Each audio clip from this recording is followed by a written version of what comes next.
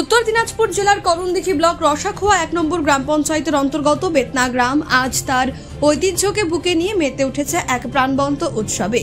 গ্রাম বাংলার সংস্কৃতি ও লোকজীবনের প্রতিচ্ছবি এই ঐতিহ্যবাহী সহরাই পরব, যা প্রতি বছরে ধুমধাম সহকারে পালিত হয়। এটি কেবল একটি ধর্মীয় উৎসব নয়, এটি মূলত কৃষিকাজ ও পশুপালনের প্রতি কৃতজ্ঞতা জ্ঞাপনের উৎসব, যা গ্রামীণ অর্থনীতির মূল ভিত্তি। পরবের দিন ভোর থেকেই বেতনার ঘরে ঘরে লেগেছিল সাজো সাজো রব।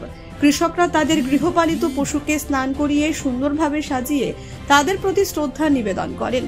তারপর শুরু হয় মূল লোকনৃত্য, গান ও উৎসবের আচার অনুষ্ঠান। ঢাকের বাদ্যি আর বাঁশির সুর যেন পুরো এলাকায় এক অন্যরকম মাদকতা ছড়িয়ে দেয়।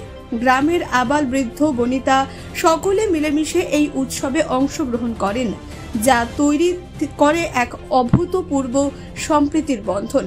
এই জমজমাট অনুষ্ঠানের সুষ্ঠু আয়োজনের দায়িত্বে ছিলেন কমিটির সম্পাদক ভবেশ মাহাতো এবং কোষাধ্যক্ষ দ্বিজেন্দ্র মাহাতো। তাদের বলিষ্ঠ নেতৃত্বে এবং গ্রামবাসীর সক্রিয় অংশগ্রহণে পুরো পরবটি সুচারুভাবে সম্পন্ন হয়।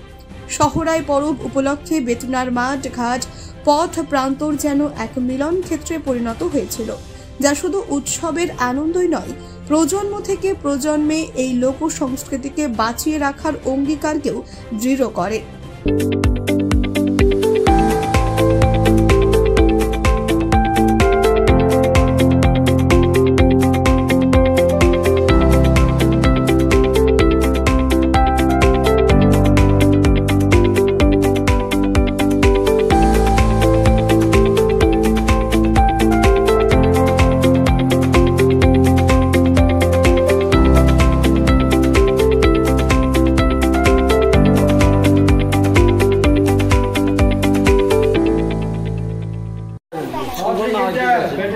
বলছিলাম আজকে আমাদের এই অনুষ্ঠান যে বিষয়ে আজকে আমাদের সহরাই আমাদের আজকে কয়েকদিন আগে থেকে শুরু হয়, মোটামুটি 7 দিন আগে থেকে। 7 দিন আগে থেকে বলতে আমাদের যে গরু আছে তাকে 7 দিন ধরে স্নান করানো হয়।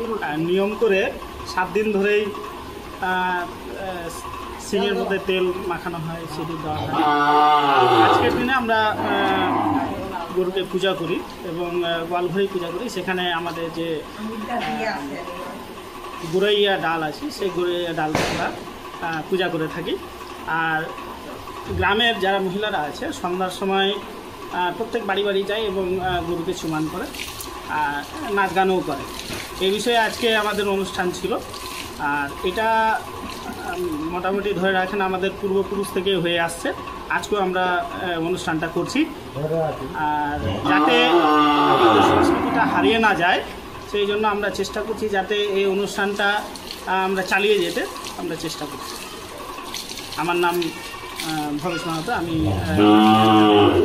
বাসিন্দা। আজকে আমরা ধুমধাম সহকারে সহরাই আমরা উদযাপন করছি, সহরাই পরবটি আমরা পালন করছি।